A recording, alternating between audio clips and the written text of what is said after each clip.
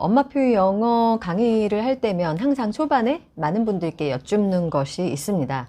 첫 번째는요. 우리 아이에게 도대체 영어를 왜 가르치고 싶으신가요? 라는 질문을 드리는 편이고요. 두 번째는 우리가 이제 영어라는 언어를 아이들한테 가르치고 싶은 건데 그러면 언어라는 것이 과연 어떤 것일까요?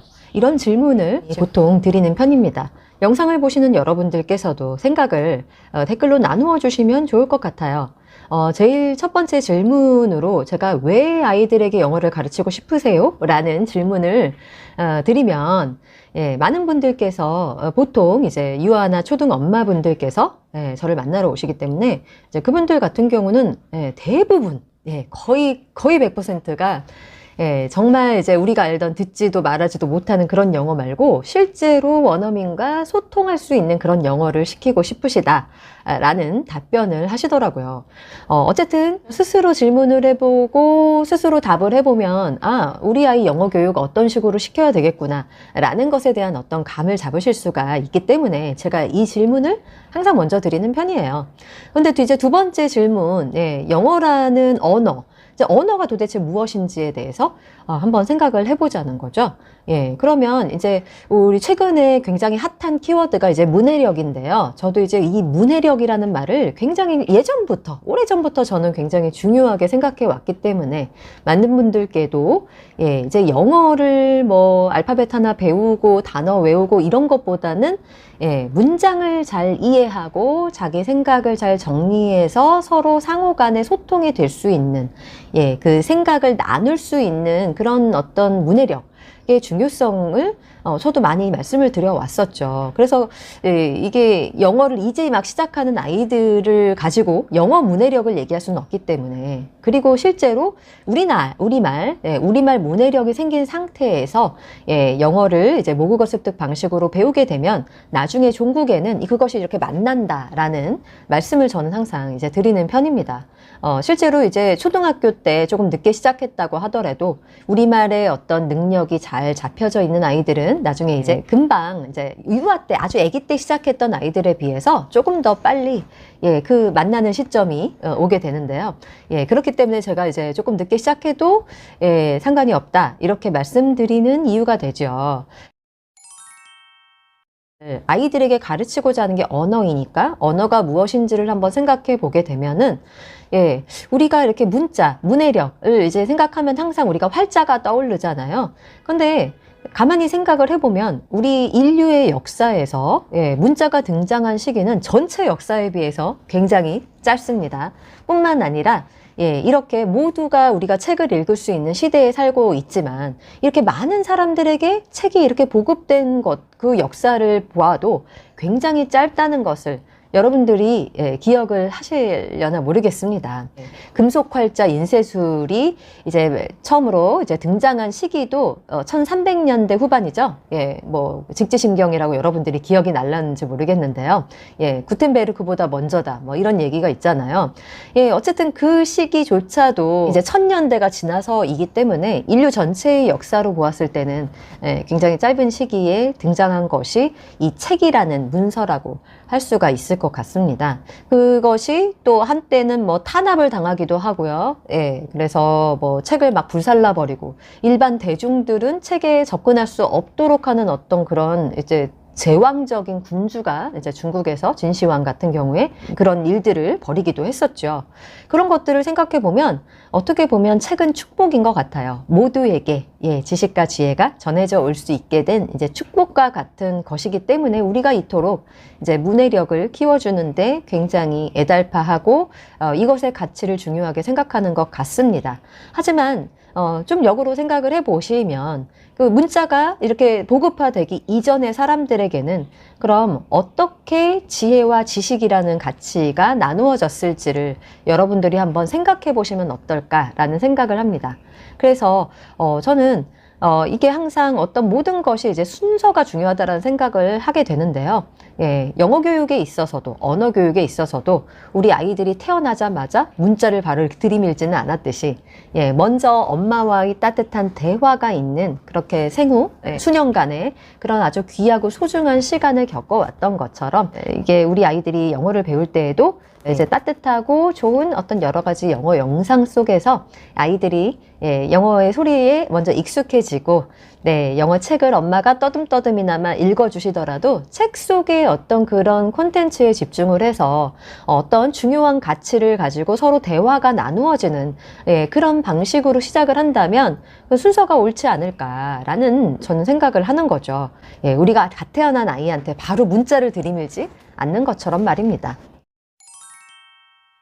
예전에 우리 선조들에게도 분명히 지혜와 지식이라는 게 있었고요. 그것이 입에서 입으로 구전되어 오다가 책으로 만들어진 것이기 때문에 어떻게 보면 이 모국어 습득 방식의 엄마표 영어의 시작은 그런 것이랑 비슷하다고 생각을 해요. 단지 우리가 영어를 못하기 때문에 우리는 영상 속에서 아주 생생한 대화를 아이들에게 들려줌으로써 맥락이 함께하는 환경을 마련해 줌으로써 아이들이 저절로 영어에 익숙해진 이후에 나중에 이제 문자를 익히게 되는 것과 같다고 생각을 합니다.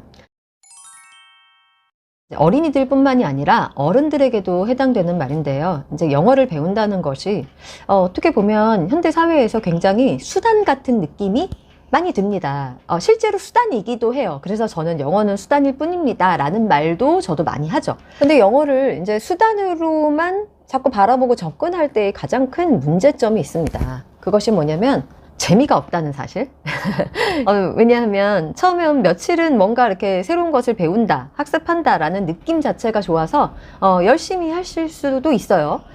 그래서 뭐 시험에 대비한 영어인 경우에는 또 시험 결과가 좋게 나오면은 그 결과를 바라보고 열심히 몰입하는 그 과정 자체가 공부로서의 영어가 되는 것인데 그거 자체가 되게 즐거울 수도 있습니다.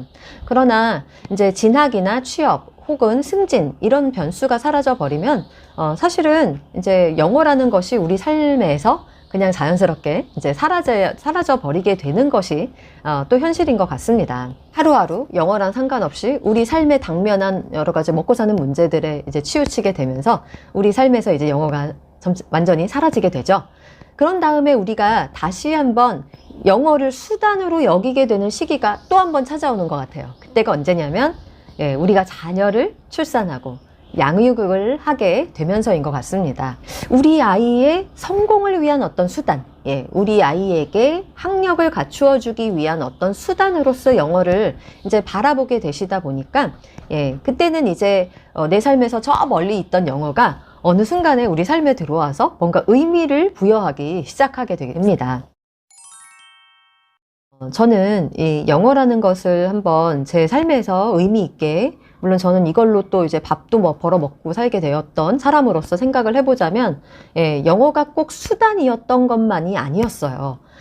그냥 영어 책을 아이들한테 읽어주면서 그 나라 사람들의 어떤 문화가 굉장히 저에게 정말 의미 있는 문화로서 다가왔던 경험을 가지고 있습니다. 사실 제가 만약에 이 영어라는 것에 영어 책이나 어떤 영어 문화랑 이제 담쌓고 살았다라면 몰랐을 법한 그 나라 사람들이 아이들을 바라보는 시선이라든지 아이들의 눈에서 어른들을 바라보는 시각이라든지 그리고 아이들 자체의 어떤 문화라든지에 대해서 제가 이렇게 흥미를 가질 기회가 있었을까라는 생각이 들기도 해요.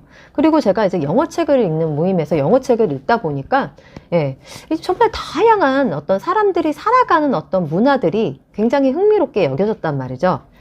그래서 저는 이 콘텐츠로 접근하는 영어 교육은요, 영어를 수단으로 바라보는 것이 아니라 그것을 넘어서서 얼굴색이 다른, 나와 다른 사람들의 문화에 관심을 갖고 즐기게 되는 그런 과정이라고 저는 생각을 합니다. 그래서 그냥 그들의 문화가 즐겁고 재미있어서 그들과 뭔가 소통이 되어지는, 실제로 만나지 않더라도 글을 통해서 영상을 통해서 무언가 그들을 알게 되는 어떤 잔재미를 제가 느끼게 된 것 같습니다.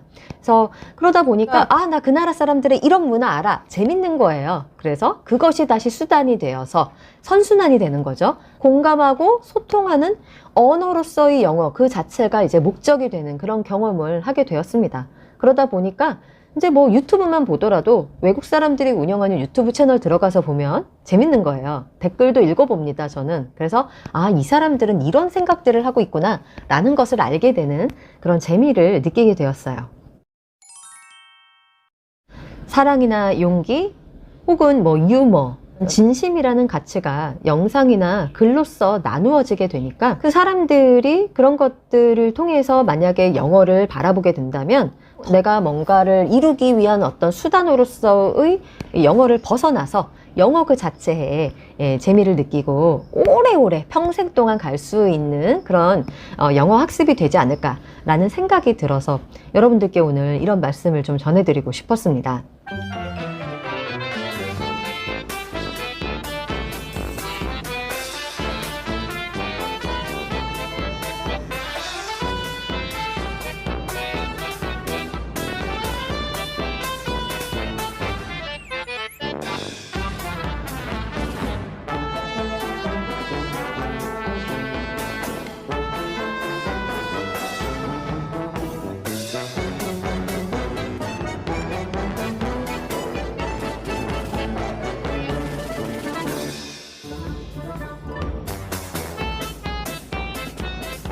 아이들이 평생을 통해서 즐기고 그리고 타인의 마음에 공감하고 타인과 진심으로 소통할 수 있는 어떤 그런 그 목적 그 자체로서의 영어로서 아이들에게 소개를 해주신다면 어떨까라는 제안을 드리고 싶습니다. 우리 아이가 관심을 기울일 더 따뜻한 세상, 더 좋은 세상을 위해 그리고 우리 아이가 세상 모든 사람들과 더불어서 소통할 수 있는 그런 그 목적 그 자체로서 영어를 바라보시게 된다면 여러분들이 아이들에게 교육하고 싶은 정말 가르치고 싶은 영어는 어떤 모습인지 방향성을 잘 설정할 수 있지 않을까라는 생각을 하게 되어서요. 오늘은 이 말씀으로 여러분들과 소통하고 싶었습니다. 네, 그러면 오늘은 이것으로 마치고요. 저는 다음 영상에서 다시 돌아오는 걸로 하겠습니다. 오늘도 시청해 주셔서 감사합니다.